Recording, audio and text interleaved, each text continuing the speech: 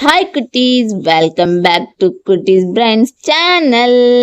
இன்னைக்கு நம்ம என்ன படிக்க போறோம்னா ஃப்ரூட்ஸோட நேம் பார்ட் 2 தான் பார்க்க போறோம்.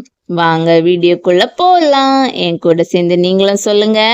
மல்பெரிஸ், mulberries, gooseberries, gooseberries, blueberries, blueberries, apricot, apricot, apricot, plum, plum, plum, cherries, cherries, cherries, lychee, lychee, lychee, avocado, avocado, avocado, peach, peach, peach, olives, olives, olives.